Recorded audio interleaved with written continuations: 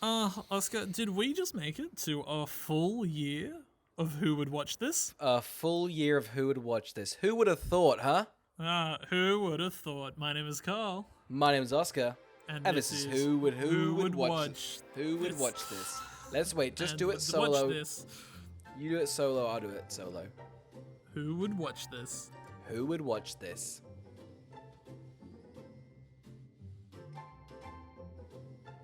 Oh my god, Oscar, I cannot believe that we made it to a full year. This has been a full year. This is what a wild year to pick for us to do podcasting in. Yeah, and so is everyone else. They went, "Oh wow, I'm stuck at home. I guess I'll jump into This is the easiest medium."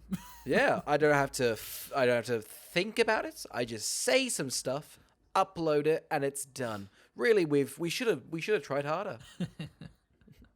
Yeah, we really should have. This is, guys, I'm telling you, this is low grade content. You gotta pick your battles. Go watch something else, guys. Come on. Yeah, come on. Speaking of which, congratulations, Carl. We've done it. We've done a year of doing this. Congratulations to you too. You've probably, how many of these episodes do you reckon you've edited? You would have done most of them.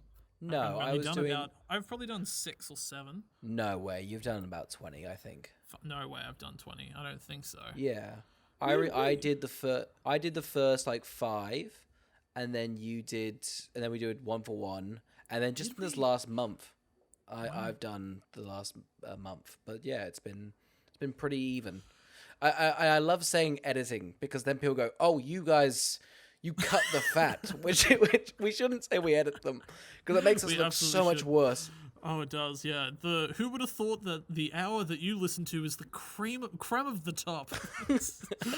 Like, you must be fucking double guessing yourself where you're like, oh god, at least it's just them on the fly, not having bits, at least they're not trying. Oh my god, this is them trying? This is them doing their best? Yikes. Not only trying their best, but then doing that 10 hours of their best and cutting it down to an hour. Oh my god. Yeah, little fact people don't realize, each episode is actually 10 hours. It's a full working day. And we watched the film 12 times. It's also scripted, so really it's on us. We spend so long scripting those episodes to sound like and acting like they're improv. It's so much effort and it earns none of the respect, and it shouldn't, and it's pretty pathetic. Should our 1 year anniversary be like a look behind the curtain? It's like us in like our dressing rooms, like smoking a cigarette, like, I hate Oscar.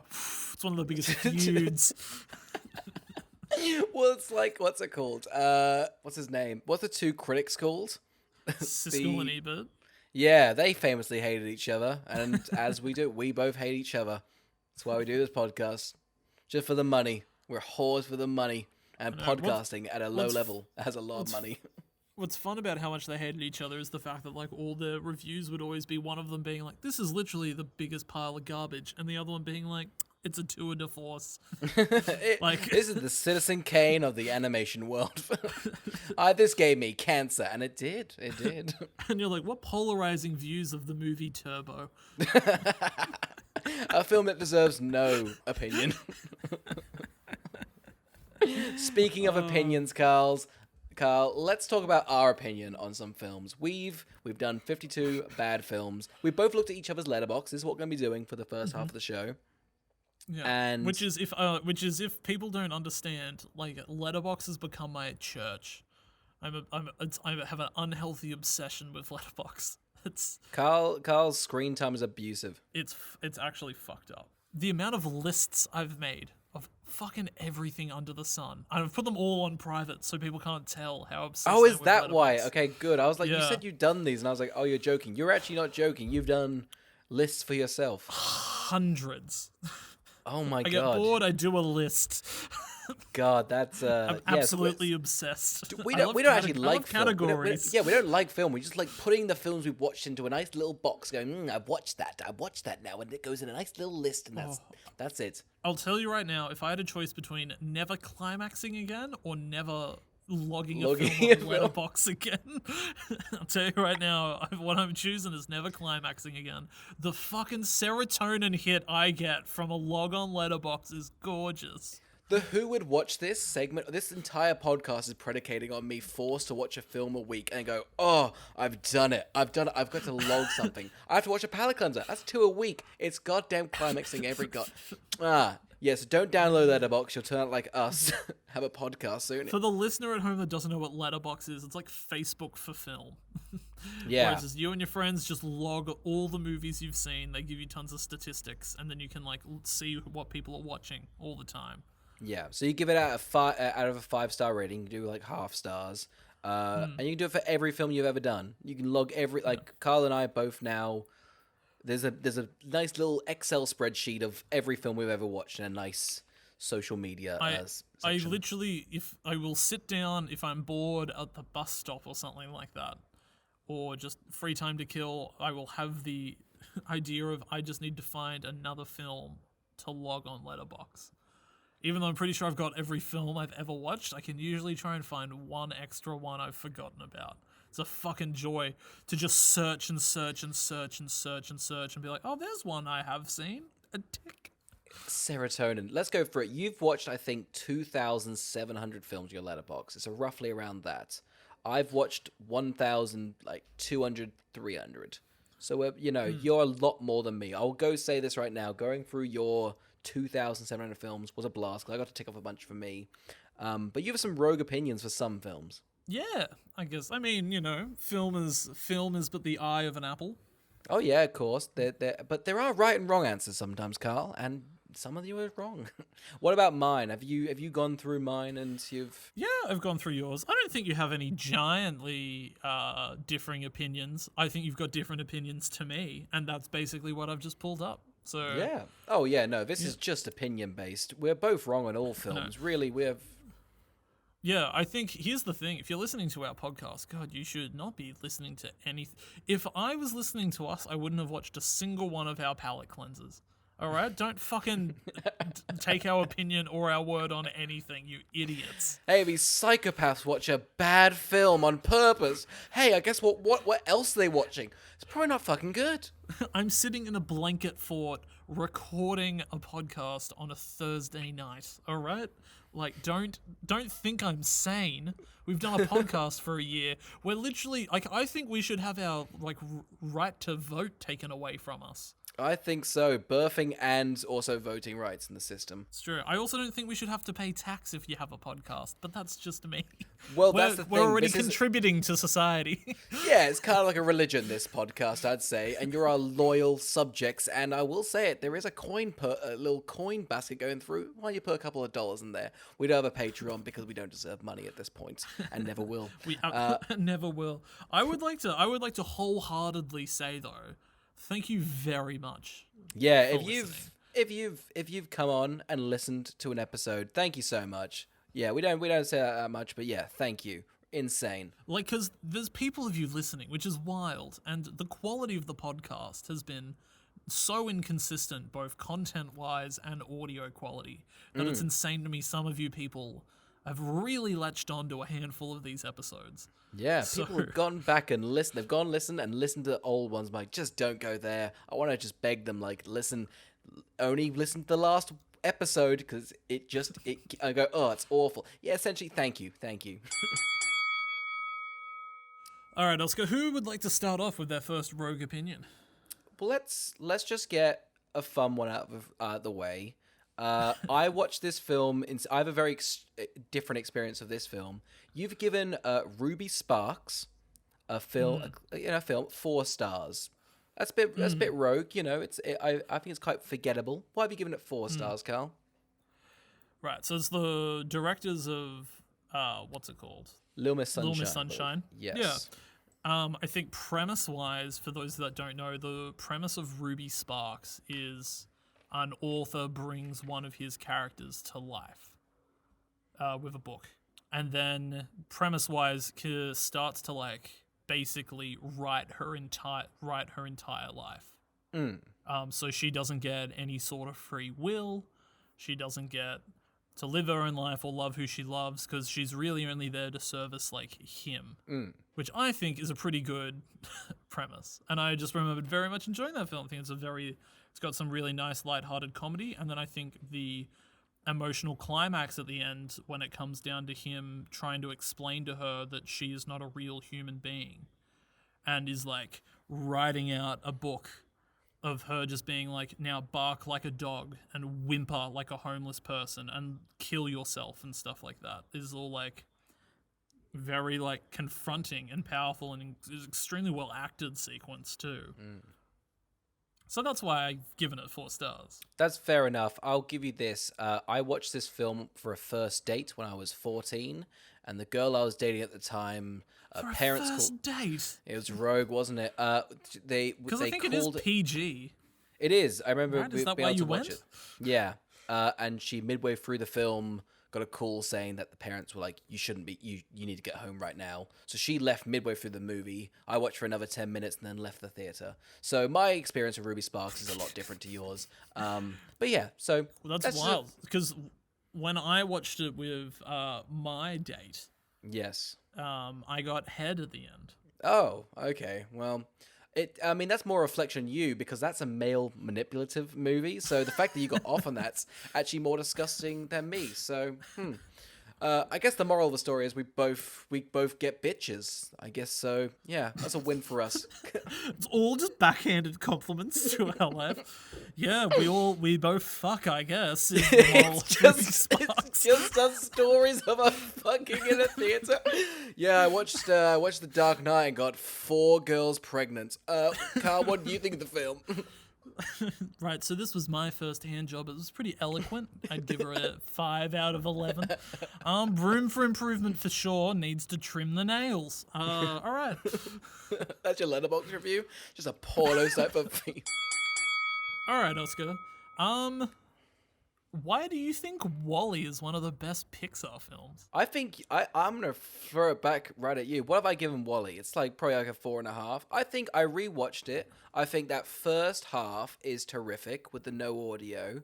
Yeah, I mean that's not a controversial opinion. A 4.5 for these fat people floating in space. I think this is both the absolute best and absolute worst Pixar has to offer in a film. All right, that first 40 minutes when there's no dialogue, that's fantastic. And then you know what?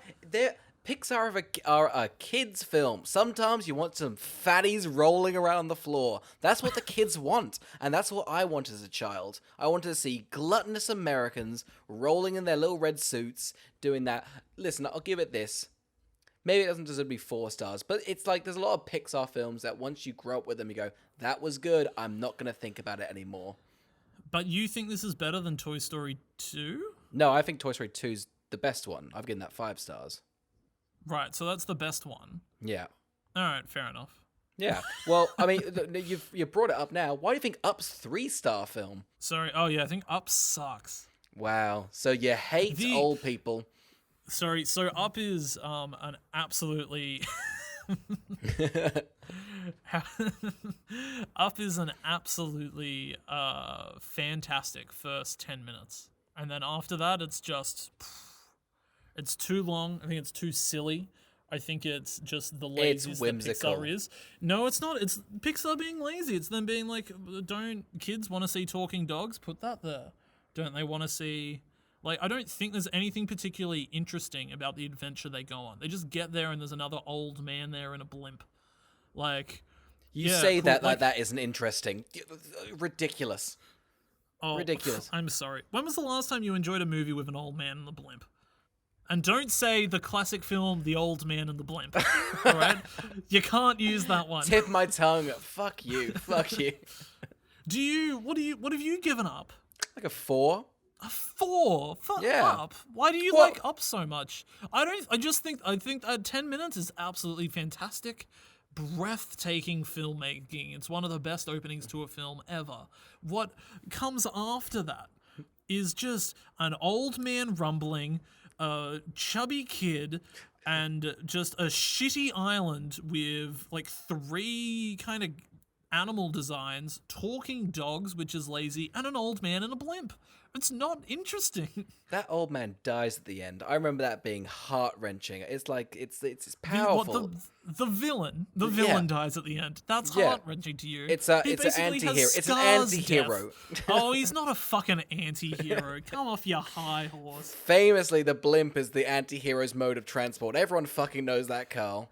People forget that the old man in the blimp is famously a part of the Suicide Squad, one of the best anti-hero groups there is. He's up there with Crocodile Man, and who's the guy that climbs walls? Slipknot.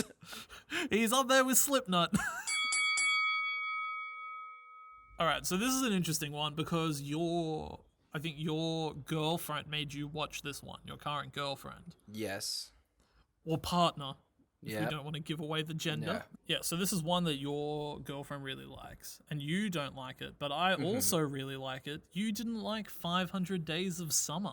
Yeah, I wasn't a fan. What do you like about it? Like, is it because people I will say this, there's some classic films that people go, hey, look at this, you're gonna really like this. It's that expectation, that like reality thing, and like when you've seen that scene 1,000 times, people go, do you not feel the emotion of it? What did I give? I gave it like an okay review, didn't I?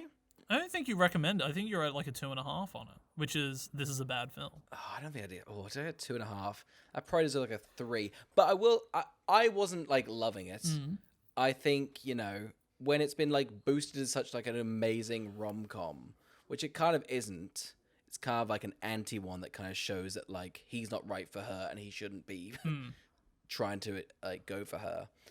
When did you watch it? Because I wasn't feeling I watched it when it came out, which is 2010, perhaps? Or perhaps earlier? Yeah, I think so. Around that, yeah.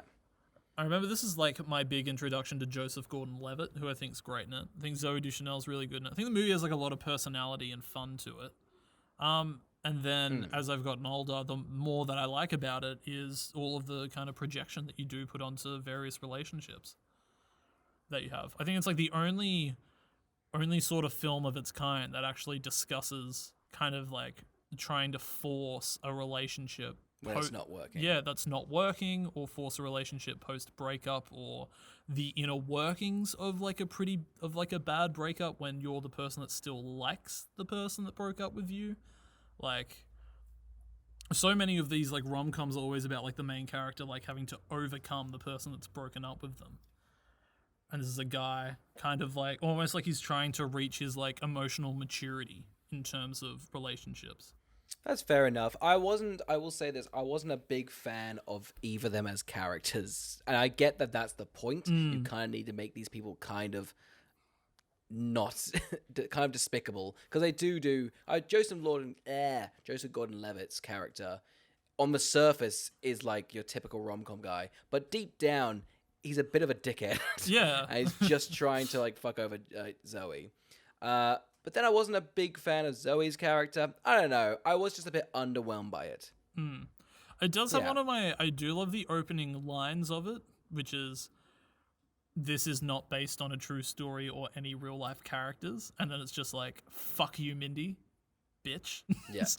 I like that. Don't get me wrong. It's got heart to it. I think so. But like with a lot of films, and it's like certain ones on Letterboxd, you hear about and it's in the public like zeitgeist. So you sort of know what's going on. So when you see it, it's kind of just attaching those scenes through like sort of string. And it kind of loses a bit of its steam. Like I knew coming in that it's the sort of like, it's an anti-rom-com, it's this sort of stuff. So and I knew the great scenes and the great scenes. So when it's just the attaching and filling parts of it, it's a bit weak. But that's why I sort of gave it that. Like who doesn't love the IKEA scene? They do go to IKEA and they're happy and then they're sad. That is true, Carl. Who doesn't love that dance scene? It's a good dance scene. You seem like a big fan. What have you given? Who doesn't love that cartoon bird that flies around? I think it wears its heart on its sleeves, and I like the fact that it is both trying to be and succeeding at being a rom-com while being an anti-rom-com. It's a clever way, I think, to persevere the whole look that it's doing. Like, what in your opinion is the best rom-com of all time? How I Met Sally's up there. I watched that pretty recently. It's bad because I recently watched Manhattan. Don't watch Manhattan. Watch Annie Hall. That's really good. I really like that. Don't watch Manhattan. It opens with Woody Harrelson. Woody Woody is like starts off. So I'm dating this 17-year-old girl, and they're all like, "Oh no, Woody!" Yikes! That's the kind of driving plot for the whole Had film. he already had those allegations and court cases by the time Manhattan was out, and people were like ignoring No, that was like it? 1979. No, that was 1979. Okay. That was like his peak, his relevance. But I'll say this, he made that film, got nominated for an Oscar. So in his mind, he's like, well, everyone thinks this is cool to do. However, he went a step further and dated his daughter. Strange man. Yeah, I know. He's like, now what if they're related to me? And it's like, why are you doing this to yourself, Woody? You gross, nerdy, unable to say a full sentence, man. In Manhattan, like in Annie Hall, he's kind of like a pretentious New Yorker, and he's that in Manhattan. And he's But that in real Manhattan, life. He's that in real life, but he has the caveat going, but I'm hot, right? And it's like, whoa, you don't get to do that. You don't ever get to do that, Woody. I think he owes an apology to anyone that's ever had a crush on him, because like, could you imagine just having a crush on Woody Allen of all people? I mean, that's on you, I think. That's a you problem. Like he looks like somebody that, I don't know how, based on literally, if you were basing a book on its cover, how if those allegations came out, I'd just be like, oh, I could have told you that. Like, there's judging a book, and then there's reading the book. I'm a fucking piece of shit. Yeah, I know what the book's about. All right, Carl, let's jump into a film you think is... I've also done comparisons, so these are all films you think are just as good. So 2001: A Space Odyssey. You think that's as good as Burnt? Yep.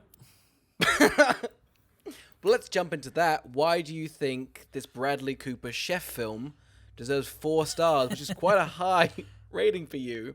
Yeah, it is. So the Burnt one's actually definitely a film that I know lots of people do not like, but Yeah, I do like. You love Burnt. And the shittier version of Chef.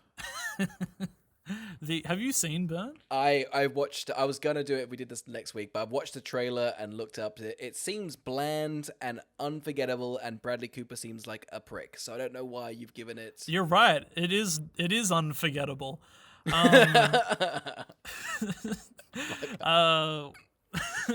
Yeah, like it's a totally... I think it's an immensely fast-paced, entertaining film that is actually fairly stupid if you stop to think about it. Because it's like a peek into like the world of you've shot yourself in the foot there. Yeah, but it's like a peek into the world of culinary arts, and it thinks that that is just like the most intense, outlandish like workplace there is. And I'm like, oh, look at you, so silly. No, it's just, I think it's like a... Reading about it, it seemed like it's whiplash. It seems like it's just whiplash. It is a bit like that. I just think it's really fun twists and turns. It's from like a fairly famous writer, and I know that script is like supposed to be like really well liked. It's the guy that did Eastern Promises. He what's it called? He did the one that we watched together, Serenity, which is awful. Oh, he's done that. So, and you're saying that's it. Well, he'd be like one of the highest paid writers of all time in Hollywood, I think, or he's been nominated for everything under the sun. Like, he's an incredibly famous writer. He also created Who Wants to Be a Millionaire, which I think is where a lot of his money comes from. Fair, that's pretty decent. But yeah, Burnt has a 6.6 on IMDb, 28% of Rotten Tomatoes, and you've given it I'll give you some films that you've given 4 stars. Hang on. I wanna also finish off my other thing that I was saying. You go. Is what's it called? So there was like a time when my dad was having a bad breakdown, and he got really badly triggered by films that had lots of swearing or lots of violence. And things like that. And I remember he wanted to watch something that didn't have those things. And that was also something new. And this was literally like the only film over the span of like 1 to 2 months that actually fit that caveat. And I respected that film for being wildly entertaining and also fitting a caveat of being minimal on violence and swearing and like. Fair enough. I can't fault you on that. That is fair enough. I can't fault a father's wishes for his boy to find a film. Like I'm like, well, it's got a bad score. But I mean, it's also, I don't know, that's just like a movie where I'm like, that is just a very entertaining film, and I've shown it to a lot of people, and they always think that it is a very entertaining film. Is it as good as Chef? Because I've seen Chef. I think same pace. I probably no, it's faster paced than Chef. I probably prefer Burnt to Chef. In the cooking culinary films, what's your list of cooking? Well, the best is Ratatouille. That's the best movie ever about cooking. We all know that. All right, did you have another point that you wanted to make about Burnt, or no? I just read all the synopsis and it's fucking atrocious. But then you've given me a sad backstory, and I can't really dig into you. Don't worry. Everything has sentimental reasons behind it. Most films I like are always attached to something you don't like, and I think in fact you might hate The Perks of Being a Wallflower. I've seen this again. I like that we've kind of just gone, what was happening around us when we saw the film? Similar thing. I watched this at school. They put this on, and I didn't want to watch it. At school? Why did they put this on at school? It was like the PE. Like, was such a fucking lazy lesson. Anyone here have depression? Well, guess what? We'll put on a movie. But I've never finished it.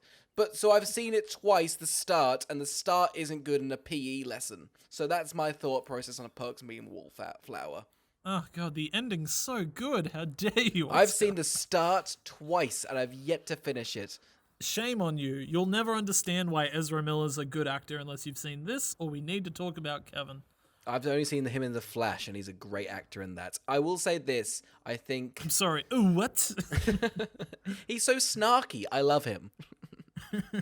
He draws on someone. Yeah, no, I think there's a lot of films that I've watched like in school for an hour that I've never finished Flubber. It could be the greatest masterpiece of all time. Is it? Tell me it is. Oh, I mean, when you compare it to Burnt. Shut up about Burnt. Shut up about Burnt. Also, right, if you're a listener that loves Burnt, please write in. I'd love to know why your dad likes Burnt. My dad too went through a traumatic experience, and that's why he's... You know, it's just one of those movies where you're like, I think dads just like love it. It's like the movie Sully. It's just that movie where every dad watched it and went, you know, it means I could land a plane on the Hudson. Because I'm old. Tom Hanks has got like 20% of his like catalog is just a dad movie. That one. His back catalog is just a dad. Bridge of Spies is the daddiest film. Oh, I've given that such a high review. I absolutely adore that in the cinema. You have not given Bridge of Spies a high review. I have given Bridge of Spies a high review. You didn't do your research, bitch. I was just like, I'm a slut for the Cold War. I'm essentially a father already. Okay. This was a film I was going to pitch to you for one of the Who Would Watch This episodes, but I found out you're a big fan of it. Unfriended, which is the film which is filmed, a horror film filmed all over Skype. You've given it 3.5 stars. Yeah, I think Unfriended, not the dark web one, but that first one's like a really good time. I saw that in a cinema with friends. I think that film is insanely comic, like so silly. I think we could do an episode on that. That is some of the funniest like character choices I've ever seen in a film. Have you definitely seen that one and not Dark Web? I've seen both, and both because I've watched them and seek them out because I think they're hilariously silly. I think the demon in the first one, I'm rooting for him the entire time. He's toying with them in such a creative way that there's just these awful... That fat kid that gets his hand in the blender. Some of the funniest content. That's so fun. I've seen Unfriended like 2 or 3 times. I've seen it 2 or 3 times. I love it. I think it's ridiculous. I think that's such like a supremely... I remember like us all being like... I don't know, I just thought that was like a really good, fun, creative, tense film, like how it's shot. I think they actually act quite naturally before the I think the demon acting's comes it. in. And I think the you really think acting's it's atrocious? I think it's Really? atrocious I think to the they- point where it's comedic. I think it's very funny. I don't know, maybe.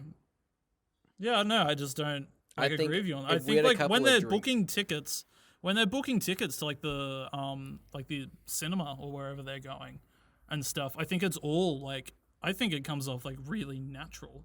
I think, but I mean, and this is a horror movie thing. I think they are. I mean, as a credit to the film, I hate these characters and cannot wait for them to die. And I'm over them Because when they die. I really like when they do the 5-finger game and you find out like All how right, they're all hands up. fucking, and Who's then doing this? and then he's got like the page and it's like you have to show it, otherwise somebody's gonna die. And he essentially means he's having to choose between like two people, which I thought was like clever. The dark web one I think is also funny. I think they're both funny. You've seen the dark web one? You didn't like that one, did you? Sorry, yeah, I don't think I even finished it actually. It has the same premise to Money Plane. That they're betting on people dying. That's the ending. Fuck off, is that it? Yeah, it's like it pans out and like a bunch of people have been betting on like how they die and shit like that. What's it got? Unfriended has a 62% on Rotten Tomatoes. I think it's comedy gold. I genuinely thought we could do it for an episode. I think it's so funny. I think it's too good of a time.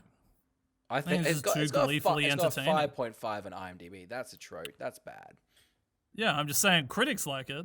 Critics, I think they like the Skype element of this. Yeah, I think there's I'm still gonna stand by it. I think it's three and a half probably is too high. It probably is more of a 3. But I'll stand by the fact that I think that is like I've seen a lot of movies that are a lot better made and a lot less enjoyable. I'm gonna out myself here as I think this isn't a popular opinion for me, but I am keen to discuss. Is you like adore Paddington 2 but don't like Paddington 1 that much? I've sort of jumped on the meme. I had Paddington 1 at a 4 and Paddington like at a 4.5, and I was like, I've forgotten Paddington 1. I was kind of like looking through like the I'm like, it's pretty forgettable. Like I've forgotten it. Whereas Paddington 2, I think it's, I think it's very emotional. I think it's a great, like in terms of a kid's film, which should be very annoying. It's also a sequel. I think it's emotionally like made me cry. I'll say it. That when he gets reunited, Really? yeah, when he gets reunited with his mum, I don't know why. I was trying to be so cynical throughout the whole film. Like the whole film, I think I was just like, nah, it's stupid, and then it just gets you. I'm like, oh, that's adorable. I absolutely loved Paddington 2.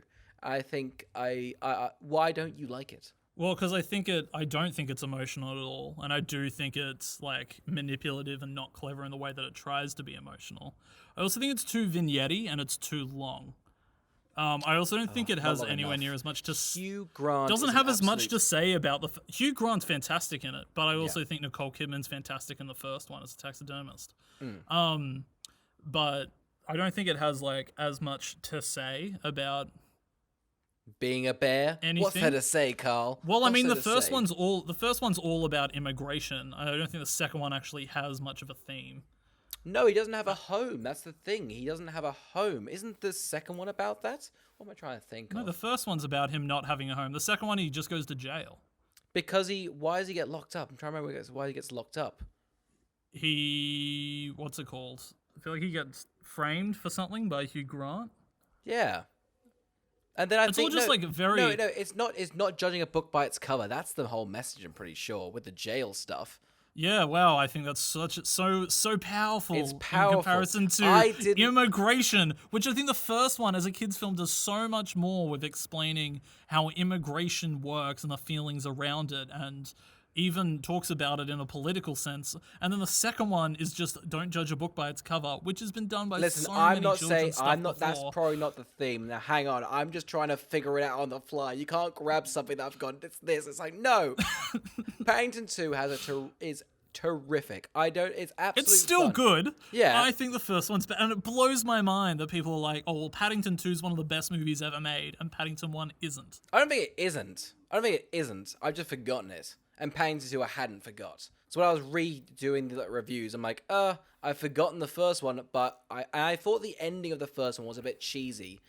I wasn't a fan of that. The second one, I'm like, oh, fuck it. It an emotional core of me, and I thought, you know what, fuck it. Yeah. I guess you just hate marmalade, you sick fuck. It's fucked up. Who loves marmalade? Now I'm really? gonna out myself. I like marmalade. I'm a big fan. It's so much more bitter than jam. That's what you want. The bitterness is nice. The little bits of orange, delicious. I mean, I'm just more of a jam fan than marmalade. That's fucked up. That's pretty much the most fucked up thing. Would you rather jam or marmalade? What if you could get rid of one? We could get rid of one. That's cruel. Jam's pretty universally loved. That goes in cake. Marmalade doesn't really go on a cake, does it? Marmalade's only good for one thing, and that's toast. It's not good on anything. You can't have marmalade and butter. You can't have marmalade. Whoa, you're having just loose jam and butter? Sorry. I meant marmalade. I meant marmalade and peanut butter as opposed to a PB&J. Oh, right. Sorry. Just you scooping butter and jam into your mouth. I do what Americans think we do with Vegemite, and they're like, oh, it's awful. And they're just lathering it on with a hand. Who knew that this yeast-based product would taste shit in large quantities? Now, Carl, I'll say this right now. I was a bit burnt, like your favorite film, of your reviews. I was like, I can't really find much. And then I got to your 3-star reviews. I've got a screenshot. You've got some of those fucked up. Let's just go through them. Should I just rattle them off? You can rattle them off. I'll say a film that you think is both 3 stars. Okay. Get Out. Yep. Stuart Little. Yep. Why? I saw all the Get Out was so heavily marketed in the lead up to when I saw it. It was probably before pretty much every film I saw at the cinema, the 2 or 3 months prior. That trailer doesn't leave a single thing to be left as a surprise. It shows every jump scare and every twist and turn. So Get Out to me is a movie that just kind of happens. I remember watching that being cool, there's no suspense to this because I know everything that's coming. Yeah. Fair enough. I just remember not having a good time with that. Stuart Little is a totally fine, mediocre kids movie. Okay, fair enough. All right, fair enough. Now, I'm not the biggest fan of Once Upon a Time in Hollywood. I think it's pretty good, but you're pretty vocal not fan about it. But also, you also think it's the exact same rating as Arthur, the Russell Brand classic. Yeah, I'm a huge Arthur fan. I love both the original and the remake of it. I think that second one's really fun. And I got to tell you, you know what is also just as much fun as Arthur, which goes for under 90 minutes. Probably about 90 minutes of Once Upon a Time in Hollywood. So that's why I think they're both on the same footing. Yeah, if you cut it down to 90 minutes, this is the perfect film. I've got more. Do you want to do any for mine? Yeah, keep going. They're fun. All right, cool. All right, 1917, Inspector Gadget, the Matthew McConaughey one. Matthew Broderick, my mistake. So the Sam Mendes... You know that... yeah, no, defend the Inspector Gadget one probably shouldn't be a 3-star film, but I do have an absolute love for that from my childhood. I was a very big Get Smart fan as a kid. And what's it called? Inspector Gadget is based on Get Smart. So I always loved all of the stuff that came off of it. And I do remember, I don't think I've seen Inspector Gadget in over a decade. But what I will tell you about why I dislike 1917, which probably should actually be lower, in my opinion. Not a big fan. Yeah, no, I'm not a big fan of it. I think one of the things that's so... it is a very gorgeous film and a very well-directed film. But one of the issues that I always thought with that was I thought heading in, it was so heavily marketed as just the one guy on the poster that because he has a friend for the beginning of it, I was like, cool, this friend's going to die soon. So it was just me kind of waiting for that friend to die, so I didn't think there was much tension to anything that was happening. then when he did die, there's so much of the movie left, and it's like, well, now you're just putting this one guy in situations where I know he can't die, because if he did die, then the movie would be over. So I think the only time that there's any sort of like intriguing suspense to that movie is in the last like 15 minutes, where it's really gorgeous and he has to run through all those. Have you seen it? I have seen it. Yeah, I liked it. Yeah, when he has to run through all those people, because then it actually comes down to the moment of, oh, is he going to make it or is he not, or is he going to die along here? But that whole section of him just being by himself is just like, well, he's going to be fine. Otherwise, there's nothing left to happen. I think him and that milk bit is stupid as anything. It's like, baby. there's no milk. water around here. We're going to have the milk. And then it's just like, oh, my baby needs milk. Look what I have from 10 minutes ago. The other thing that I think is stupid in it is the fact that the whole movie is based on, look, it's all one take. And then he gets hit in the head and it's nighttime and it's very clearly like a cut. You just cut to black for like 4 seconds. Like, okay, well now it's just 2 takes, isn't it? Because you decided to cut in the middle of the film so you could get it to be nighttime. No, Carl. That's the only reason that you marketed it that way. Carl, it's famously a 2-take film. You just haven't read the poster very well. It definitely says 2 takes on the film poster. I'm a fan. I think you just couldn't suspend your disbelief. That's fair enough. When you step back, go, well, it's going to be someone's pushing the story first. It's pretty, like, superbly made. Like, an incredibly well-made film. I think to quote a review I really like is Dunkirk ran so 1917 could crawl. And that's of my opinion. I think they're both incredibly similar films. Any others you got there, buddy? I have loads. All right. Yeah, go on. 12 Years a Slave, 3 stars, more like 3 Ks, you racist piece of shit. You think that is of the same level as Ice Age? Yeah, 12 Years a Slave should probably be higher. Okay. That's I do quite like 12 Years a Slave. That's probably I was surprised. That's probably 3 stars. I was very I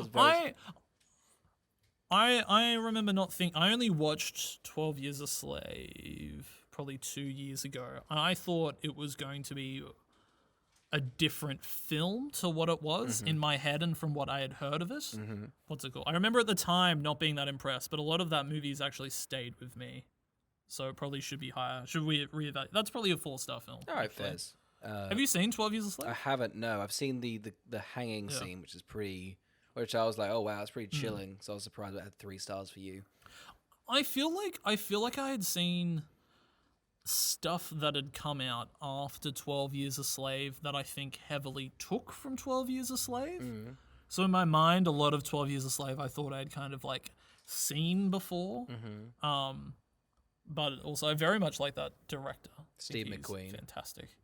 Yeah, if you haven't seen like Widows or Shame or Hunger, or any of the Small Axe stuff that he's done recently, he did like 5 hour long things, and they're like apparently brilliant. Yeah. So, yeah, no, that's a mistake on my part. 12 Years a Slave should be higher. All right, fairs. This is the last of the rogue 3-star reviews. Rosemary's Baby, sometimes considered one of the greatest films by and controversial Roman Polanski, but still a fantastic, brilliant film. You believe that is of the same caliber as Shark Tale? Look, Shark Tale should probably be lower, but I will stand by that Rosemary's Baby review. I've not seen it. I've only seen positive things, and considering Roman Polanski is a bit iffy, it's still loved and considered a classic. What's I think Rosemary's Baby is one of those films that's just been absolutely referenced to death, or people have taken so much from it that you've seen it all before now. So when you see where it originally comes from, you're like, well, it does look old, and the acting it's very overacted for its time. It's not a particularly enjoyable or pleasant film. I think it runs fairly slowly, and it climaxes exactly where you think it would. It's actually kind of a movie that, in my opinion, nothing really happens in. Kind of like a Seinfeld-esque. Yeah, if George Costanza was in Rosemary's Baby, I think I would have enjoyed it a whole lot more. You've given Brother Bear a 1.5? Oh, I hated this. Again, so I remember, it sucks. I hate watching as a kid. I really just liked watching as a kid. It grossed me out. I didn't like the bear. I didn't like the characters' look. I didn't like the look of the characters before they turned into a bear. And once they're in a bear, I found them really annoying. I found the young one was annoying and the older one was too, like, angry. I feel like they've just annoyed me. I feel as a child, I don't want to revisit them because as a kid they annoyed me, so I can't imagine I would have changed. So yeah, poor film. What's it about? The other one I'll jump in on is you think Mission Impossible Fallout is worse than I don't The get Cat in the Hat, Venom, Now You See Me 2, Twilight 5, Money Plane, and the British Avengers that we watched. Yeah. Am I missing something? You still stand. We watched this in the cinema together. I remember walking out. You said you loved it. And That wasn't with me. that wasn't with watch it you? I watched it with a bunch of our friends. And I just remember not liking it at all. And everyone loves it. I liked the Burj Khalifa one, number 4, Ghost Protocol. Is that one? Yeah, I love that one. That's cool. That's my favorite. Yeah, that was sick. I remember this one just being long. I remember it being silly. I don't remember much from it. I just remember disliking it. But everyone seems to love it. What is it about this that's so... Yeah, I think this movie fucking slaps. I don't know. I think it's like phenomenal action sequences. Like they've got the silly bit after bit. They've got the helicopter bit at the end with the big rock. Isn't that the ending? Yeah, that's silly. Yeah, that's the ending. I remember. So I watched this at a pre-screening, and it was absolutely packed. And I think it was at like an IMAX. And I remember this is like probably one of my favorite movie-going experiences. I remember the entire audience was like in awe of this film. And it added so much to it. I remember people like ducking in their seats, sort of thing. Like in terms of, yeah, no, it wasn't. Which is just like kind of like felt. I remember there was a scene towards the end where I gripped the seat because it felt like you were going to like fall from like the way it was directed. But I think that bathroom fight is like one of the best hand-to-hand combat sequences in film. I think that the when they jump out of the aeroplane, I think is a really well shot sequence, which they also did like legitimately. I think all of his motorbike stunt work is so fucking cool through it. I think there's like lots to like about it. It's coming back to me now. I just remember that at the end they've got like a big rock and a bomb, and it's on a helicopter. It's flying around. I remember this scene being very silly. Doesn't Henry Cavill get covered in acid? Yeah, he does. And he like turns into like a real villain. I thought that they were like playing that really close to the chest in like a fun way of really making him like a Bond villain. Also, I remember the cinema reacting so heavily to his death, which is he gets that giant like hook in the head and flies off the cliff. Yeah, I just remember everybody in the cinema being like, "Oh!" I feel like I need to rewatch it because I remember disliking it quite a bit. I remember the stunts were impressive. Like I remember seeing I saw they had to do that scene like 20 times of him jumping out, and the guy had the camera on the thing. That's all impressive, and it always is. But yeah, I remember being really underwhelmed and annoyed by it. I need to rewatch it so I can pinpoint why. I will say this, is that I'm not as hot on these last two, which is Fallout and Rogue Nation, which I still think are good, but I do think they're made for cinemas in terms of their action sequences, and their plots only revolve around the action sequences, so I don't think they translate very well to watching them on television or at home. Whereas I think the first one, the third, and the fourth do. I think they have more kind of involving. Maybe I remember trying. I remember trying to explain the plot to someone during the film, and I was trying to remember what was going on. And when I was saying the plot, I'm like, this seems silly. Maybe I'll rewatch it. I'll try and get it in the cinema. But I'll have to rewatch it. But staying down there for now.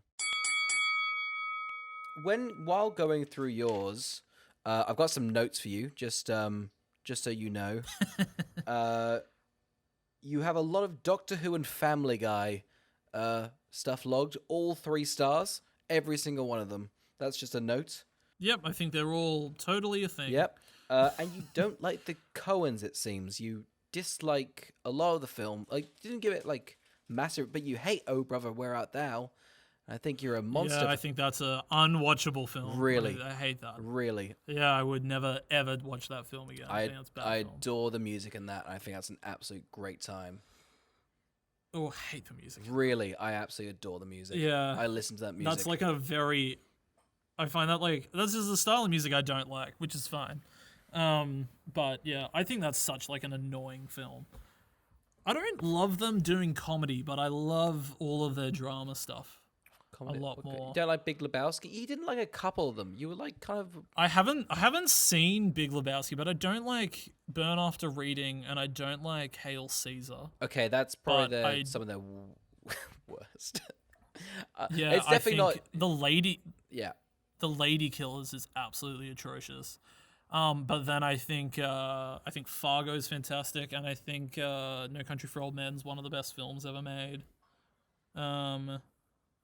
And what's it called? I liked Buster Scruggs. I thought had really good, fun little bits in it. What else have they done recently? It's a shame because I feel like you've missed their like kind of best comedies. Which is probably because I've seen those other comedies and been burned by them and been like, I'm not going to like them. But I would love to see The Big Lebowski. I think I would really like Big that. Lebowski's fantastic. I tell you what, another one that is absolutely amazing and doesn't get talked about enough is Serious Man. I know A Serious really Man. You really like that? Is a drama. That's one of the ones. That's sort of one of their. I don't know if I'd call it a comedy. It's kind of one of their dramas. That's really really good. Another one's Raising Arizona, which I think is Nick Cage's so fun in.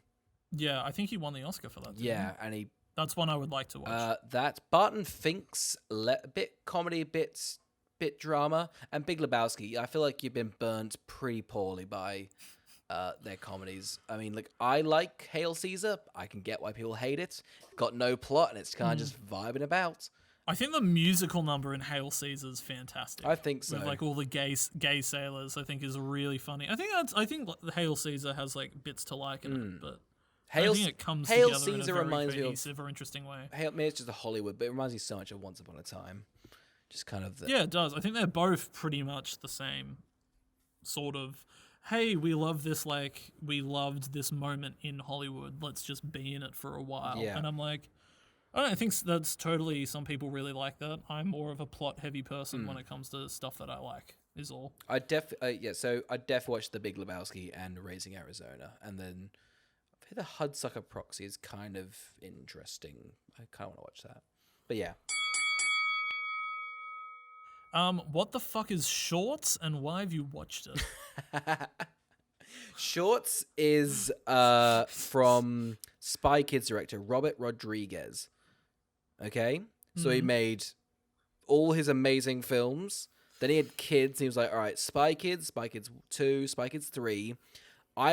Shark Boy and Lava Girl. Shark Boy and Lava Girl. It's of that same caliber, but no one talks about it for a very good reason. I faked being sick one day from school when I was in year 6. My mum was like, well, you're not sick. Let's just go to the movies and watch Shorts. Have I given it a good review or it's a bad review, right? I didn't even write down the review of it. I was just like, what the fuck is atrocious. this and why have you seen it? Because I looked at it and not many people have logged it. No, it kind of got no love. I don't know what happened, but essentially this kid gets a magic rock and that can grant him wishes. And it's kind of just vignette of just one kid's bubble boy. What does it have to do with Shorts then? Why is it called Shorts? Because it's like vignettes. It's like short little sections of what this rock gets up to. Oh, I thought it was about a guy with magical shorts. Well, one of the guys wishes that his shorts have candy bars constantly come out of it. So the scene is like him raining out with candy bars. That sounds pretty good. It's not good. It's not good. His kids act in it, and they're atrocious in it. It's really bad. Oh, his kids are in it? Yeah, they're in it. Wow. It's not good. The other thing I want to bring up is, you think Casper and Wendy is better than Mission Impossible Fallout. I remember liking Casper and Wendy. Again, another classic. I really like this film. However, at the video store I was renting it from, the video was broken, so it was in black and white. So I thought this film was in black and white for ages. I think you've got me on the Fallout mission. There's a lot of other fucked up ones you've got. Mission Impossible. Well, it's just because Mission Impossible is like the main polarizing one, where you've given it like a 1.5. I get 1.5. And it's it's probably... and it's like pretty highly, or maybe it's like a 2, but it's so highly rated by so many people, and was such a giant box office hit, and that's why I was like, it's an odd one for you to be like, I staunchly hate it, and I think it's worse than a lot of notoriously bad films. Yeah, fair enough. I remember having an unpleasant experience at the cinema while watching that one. Casper and Wendy, though, slaps. Little Hilary Duff. Also, you don't like National Treasure? I do. I just watched it under the circumstances that our friends were like, this is really shit, but it's super fun. What do you rate that? It's a bad film, but a fun time.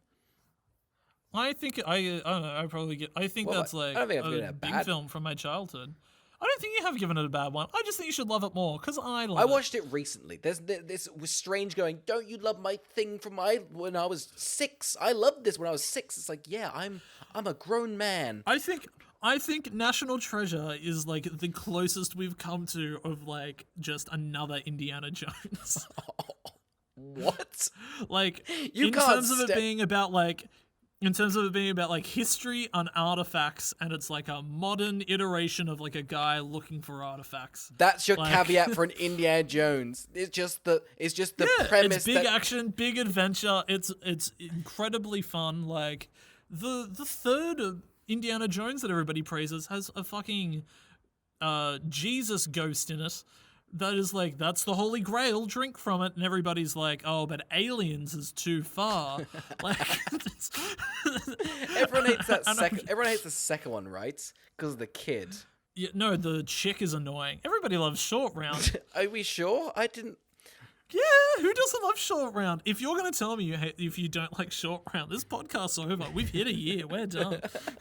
It's a nice clean cut. It's like, cool. There it is. A year worth of content. Now let's fucking kill each other.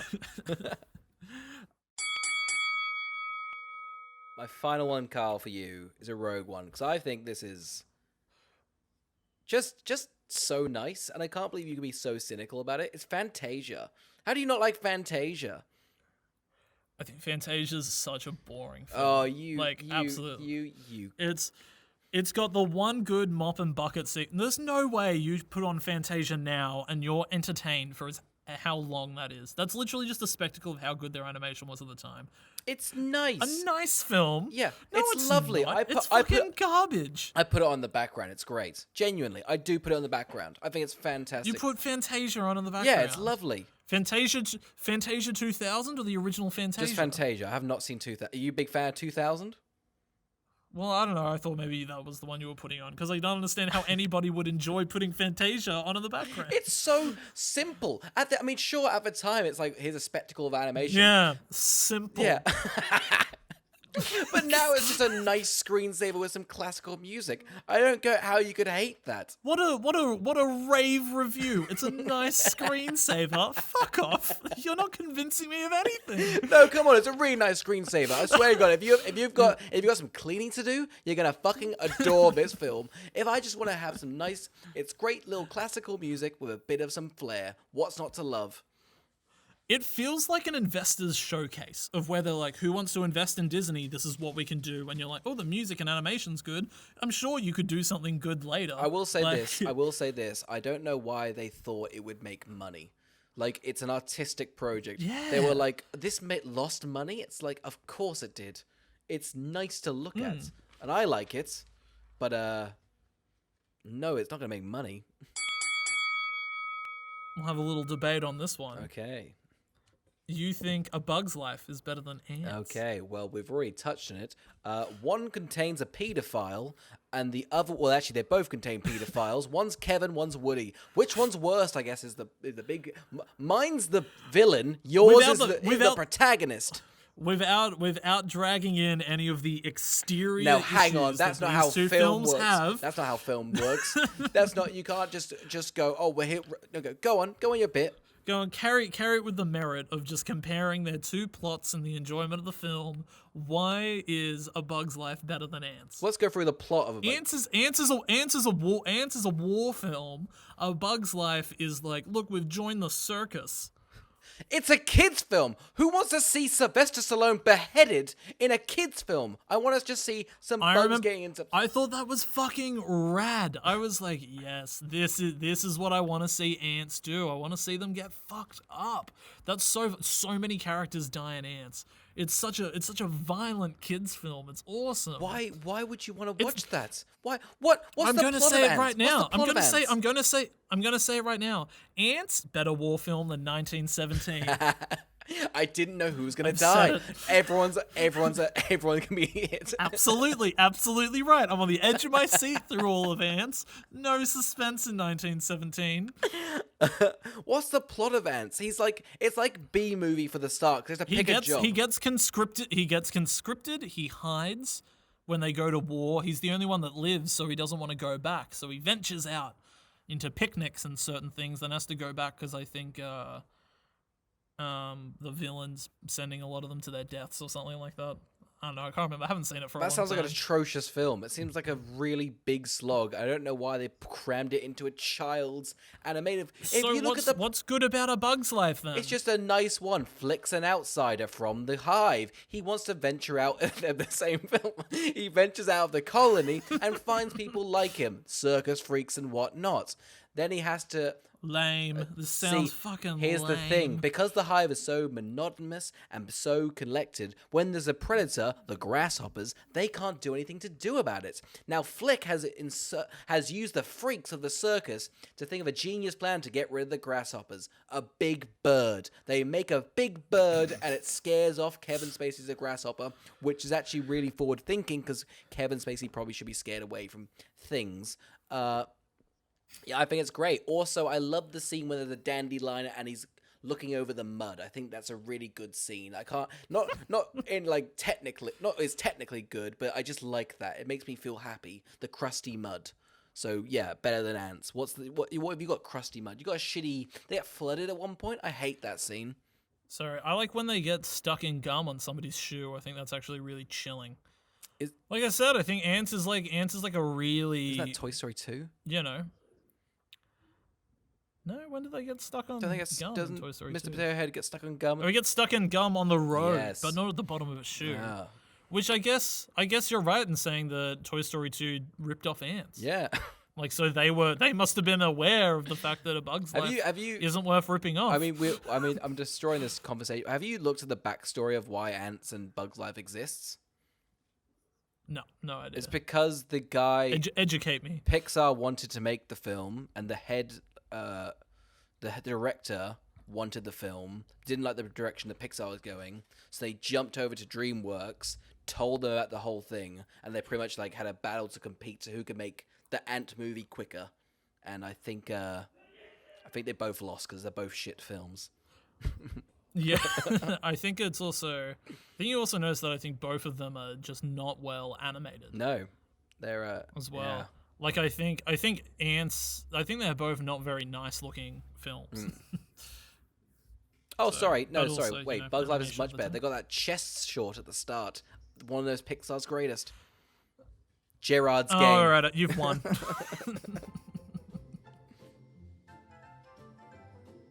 All right, do we want to answer some listener questions? Let's answer some questions. Let's freaking do it. Listener questions, there's so many of them. No, there's only about like 10. We're not that popular. What do we got here? I probably shouldn't say their last names, should I? We've got Gary. Gary asked, how did you guys meet? We met through a mutual friend. We both went to uni together, but in different years. Well, yeah, so we met through a mutual friend at uni. Mm-hmm.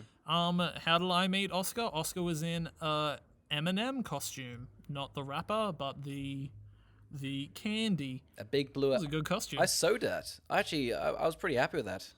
Got some felt. Yeah, that was good stuff. Were you in Calvin Klein's? Just pretty nude.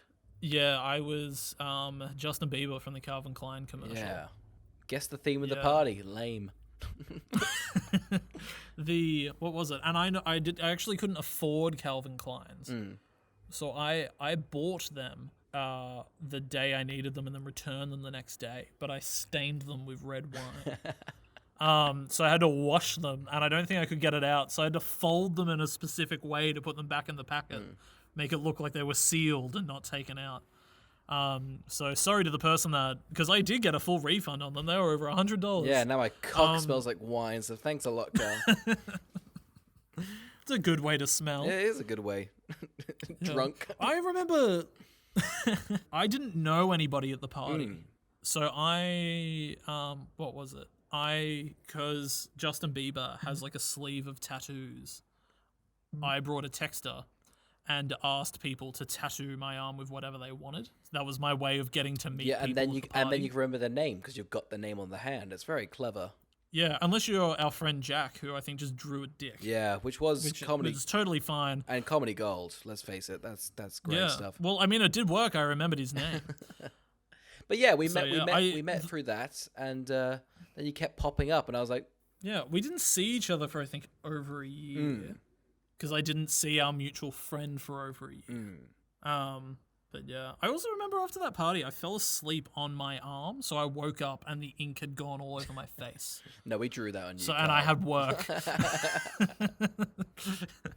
So yeah, I really think you were a cool guy. I remember. You were a nice guy. I think I latched onto you at the party. We did. I remember it was you, Jack, and I think there was a brief. We were just crowding around the drinks table. I remember you leaving an impact. I remember not liking a lot of the other guests at the party, but I remember going, if I see him again, maybe I'll do a year of talking to him. But that's it. That's it. Flatline it. God, you better hope that some of those people that were at that party do not listen to this podcast. They know who they are. They should just change for me. I'll say it. Yeah, all right. And we'll list them right now. Name, address, and credit card details if we have it on file. All right. We got a question from Danny. Danny wrote, "Why did you guys get into podcasting?" I was going to ask you this. Did you just come up? We both liked films. We know that. I think you'd show me Letterboxd. I think we'd both tried to do something creatively together.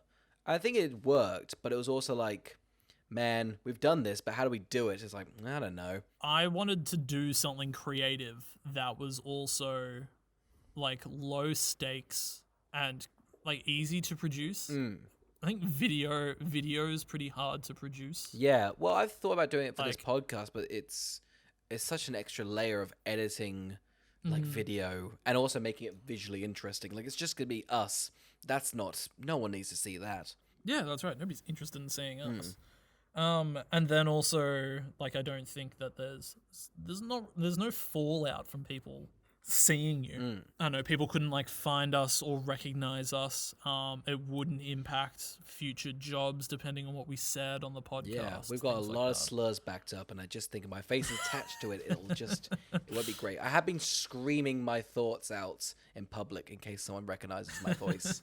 It has not worked. But the evolution of the podcast has been interesting. Because what did we call it? It started out as Our 2 Cents, yes. I think is what I found the post. We didn't have a name. We had, we'll talk about bad films. We can do that. It was your idea to do the podcast, right? I think I messaged you out of the blue, and I was like, I think we could do something like this. I think this is an easy thing. This is doable. And you know what?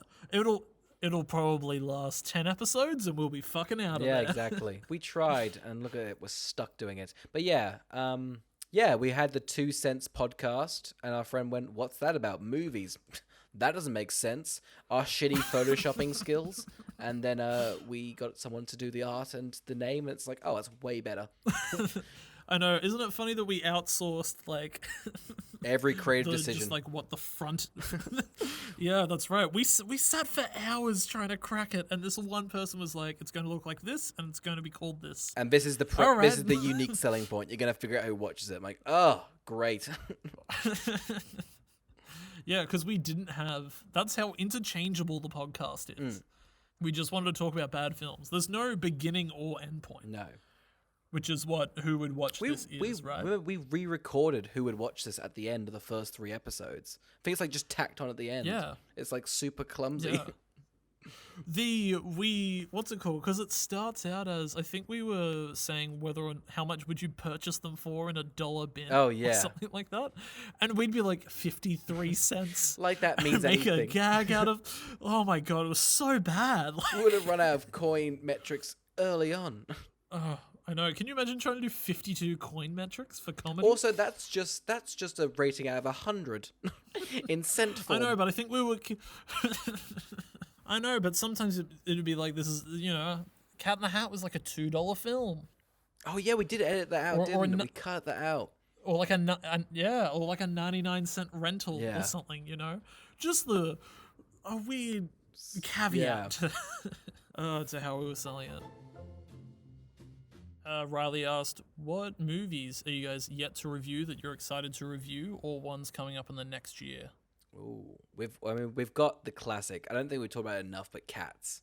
Like, this is Cats is to come for sure. I don't know how to talk about it though, because it's a hard one to talk about. But just know that I think we've both come around, and maybe it's our favorite film. Yes. All right. Correct. Yes, I think so. I'm keen to do that. I'm very keen to do The Snowman, which I don't think you've seen. No, yet. I haven't. My sister saw it, and she said you have to do that because it's atrocious. Yeah, I want to do The Snowman. I haven't come up with like a reason yet, but I would love to do the second Maleficent film, which Disney. notoriously Disney month. upset me. Yeah, we could do a Disney month. Yeah. I kind of want to jump. We got the Kissing Booth 3 Yeah, coming. I want to do a lot. I love the trilogies. Those like not rom-coms. I like films. The Kissing Booth's a perfect one because they're awful people, and we're meant to root for them, and that's the best kind of person. Yeah, if some more like bad Netflix films rear their head that are a franchise, I think they would be fun to do. They're kind of like not worth doing if nobody's watching them, which is why The Kissing Booth 2 was so good, because they're like so well watched for some reason. Yeah, but like no one's talking about them. It's crazy. Yeah, it was just kind of like the Netflix model is it comes out and then is completely forgotten about in the next week because they've already produced something else that everybody's talking about. But you've watched it. Everything just cannibalizes each other so much. But you have seen it. Yeah, and you go, oh, I watched a Netflix film. I can't get rid of Netflix, so I'll keep it. So yeah, but they're great. I love. That's my favorite film to review. Is like one that has come and gone, made its money, no one gets hurt, everyone's happy, and everyone's forgotten about it. And then we watch and go, no, that's insane. We need to have an hour-long discussion about it. That's my favorite kind of film to do on this podcast. For sure. We've also got the third After movie this year, I'm pretty sure. Oh, God, we do. We have it's pretty decent. Yeah, I think there's like lots of good stuff coming out. I'm keen to see what people think of M. Night Shyamalan's Old. I'm keen for that. That'll be interesting. It's a funny one because we're going to watch it, and if it's bad, we then have to go back and re-watch it and take notes in the cinema. Yeah, that'll be odd. I hope it's good because I would like to review The Lady in the Water because I started reading the book of how that's troubled production. Oh, the book on it is there? Yes, like a what's it called? Sports journalist. Was like there for a lot of the production and like chronicled how it was like all falling apart sort of thing. Tight. So I would like to do that just to talk about it. I'm also reading it having not seen the film yet. I've seen bits of the film and it's pretty upset. They do my boy Paul pretty bad. Paul G is done so dirty. Paulie G, Marty. Yeah. He should have done Sideways too, man. Oh man, then it'd be upside down. 9 degrees. Oh, that's a film. A 90 degree. He's 180. Wow, so it's been a full year. Yeah. It's been a full year, Oscar. Any closing thoughts on our first year of podcasting? Did you think we'd do it? No. Yeah, I'm pretty happy. I'm still hoping. I'm hoping we stop soon. I would love to have time back in my week. Yeah, I feel it's a shame because it's like now that we're doing it, you can't stop forever. It's gonna keep going forever until we run out of movies, and I think we might die. So I'm keen for that. No, genuinely, I'm very happy with the little success we've got. I'm glad people are still listening. And I'm glad we've done I am shocked. I am shocked of the success that we got, to be honest. Yeah. I never thought we would get to where we are. Which is the only reason we've... I remember the week that I remember writing to you being like, we should set up a plan as to where we think the podcast needs to be. By a certain... And if it's not there by then, and then we should consider stopping it because we don't want it to be a waste of our time. And we've done it for a while already. We done it for And then it was like, we've done it for ages. Like and then that weeks was like the week we hit the... and that was the week we hit the new and noteworthy on iTunes. And I was like, are you fucking kidding me? Which is like the worst, which is the worst and somehow the best lesson, but is the worst lesson to learn, that if you just do something for a bit of time, you'll get something. And I hate learning that. I want instant success for anything I try. I just didn't want to learn that. So it's upsetting. I know. It's like now I have to have time and patience for everything I work on, which I think is just... an awful thing to learn. A bad practice to be in. Yeah. I don't want that. For sure. Yeah. No. And I'm definitely not going to teach my kids that. No. Why would they learn that? They should be given everything on a silver platter, and they shouldn't have to try. And that's what the podcast life will give you. Silver platter for your children. Famously, it's a lucrative market. People need to realize that we're in this for the money. And yes, we've made a lot of money. Yeah. Like a lot of money. Yeah. So much money. God. It's definitely... I can't even go on with this gag. How much has this fucking cost us? All it's done is taken money from me. I can't even gag about it making money. No, we have lost money. Let's see, the mics and the year subscription. We lose money monthly. Every time you're like, hey, it's time for you to send the money over to me, I'm like, oh my God, I'd rather shoot myself in the dick than send you $8 for the fucking website we use to host it. Every episode costs us a coffee. And I think that... we shouldn't be given money. That's on us. But just know that's a cost we bear. And and we'll never make money. I never expected to make money.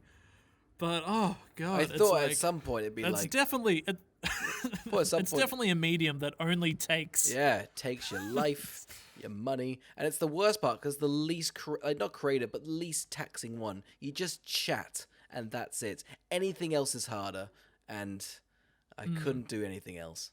For sure. I feel like I definitely would have given up if you weren't the co-host. Ah, that's nice. Yeah. I think you drive me to continue to Stop it, Carl. I feel like if it was somebody else, I wouldn't have gotten this far. I think you're just as into it as I am. 100%. I love doing this. This is such a fun activity. And it makes me happy. At the end of the week, I'm like, people adore listening to our words of wisdom. It's just no, but I do enjoy it. And we can see where you drop off in the episode, so you fucking listen to the end. Yeah, exactly. We've got names. Apple, you would not believe the privacy Apple does not. We've got names, addresses, Facebook profiles, passports. We're stealing a lot of things. You're not going to believe this. If you're listening, it will tell us how many children you have, where they go to school, and how to lure them. The weirdest one, it tells you if you have a snake or not. And a lot of who would watch this listeners have a snake. So, keep that nugget of... It also tells us if you've had hives, which is wild. A lot of hives listeners and snake listeners. Because there's not like...